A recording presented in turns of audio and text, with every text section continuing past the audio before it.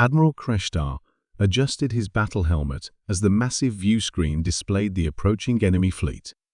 47 vessels of the Terran Defense Force hung in space like scattered debris, their hulls reflecting the distant star's light.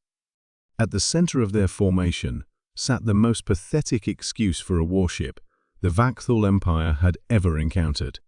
"Sir," his tactical officer hissed through mandibles, clicking with amusement, "their flagship appears to be a cargo hauler." The Admiral's four eyes focused on the vessel designated UES Bucephalus. It was indeed a converted freight ship, boxy, ungainly, with visible weld marks where weapon hardpoints had been hastily attached. Compared to his dreadnought Solrender, which stretched 3 kilometers of sleek biometallic death, the human ship looked like a child's toy. "Intelligence reports, Commander Vexneal," Kreshtar rumbled, his voice echoing through the cathedral-like bridge. "Standard human stupidity, sir. They've strapped railguns to a merchant vessel and somehow convinced themselves it's battle-ready." Vexneal's exoskeleton shimmered with contempt. "Their entire fleet couldn't dent our forward shields." Through quantum entanglement communicators, laughter rippled across the Imperial fleet. 123 vessels, each one a masterpiece of Vakthul engineering, faced down this ragtag collection of human desperation. The humans had violated the neutral zone and committed acts of piracy against Imperial shipping. Today, they would learn why the galaxy feared the Vakthul war machine. Captain Sarah Chen stood on the cramped bridge of the Bucephalus, watching her crew make final preparations. Unlike the cathedral-sized command centers of alien warships, her bridge could barely accommodate 8 people. The walls were lined with jury-rigged equipment, cables running in improvised bundles, and the constant hum of overtaxed life support systems. "Ma'am," Lieutenant Torres called from the sensor station, "they're still holding formation. Looks like they're savoring the moment." "Good," Chen replied, her voice steady despite the odds. "Let them enjoy themselves a little longer. Engineering, what's our status?" Chief Engineer Nakamura's voice crackled through the intercom from 3 decks below. "The modifications are holding, Captain, but I'm not sure how long the hull integrity will last once we start pushing the limits." Chen nodded. The Bucephalus had been selected not for its weapon systems, which were indeed laughable by galactic standards, but for its cargo capacity. What the Vakthul couldn't see from their long-range sensors was that 80% of the ship's volume had been converted into something no alien military strategist had anticipated. "Sir," Vexneal reported, "they're moving into attack formation. Shall we respond?" Admiral Kreshtar waved a dismissive claw. "Let them come.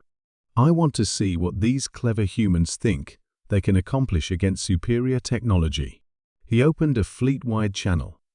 "All ships maintain defensive positions.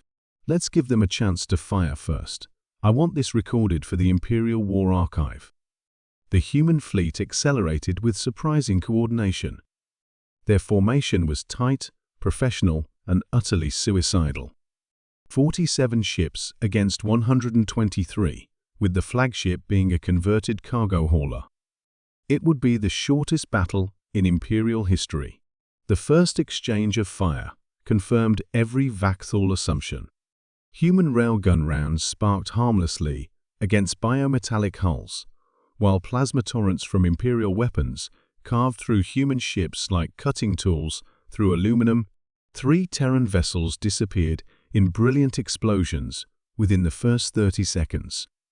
"Pitiful," Kreshtar muttered. "End this quickly. Target their flagship." But as the Imperial weapons charged for a killing blow, something impossible happened. The Bucephalus suddenly accelerated, not with conventional engines, but with a sustained burn that defied physics. The cargo ship, which should have had the maneuverability of a small moon, began moving like a fighter craft. What in the void? Vexneal's sensors screamed warnings. "Sir, that ship is accelerating at 47 gravities.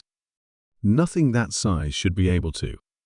The explanation became terrifyingly clear as massive panels along the Bucephalus's hull fell away like sheared skin. Beneath the disguise of a cargo hauler lay something that made the Vakthul's sophisticated bioships look primitive, a solid-core fusion ramship, its entire mass dedicated to a single, devastating purpose. Captain Chen felt the crushing weight of acceleration as the Bucephalus revealed its true nature. All stations, brace for impact. Engineering, give me everything.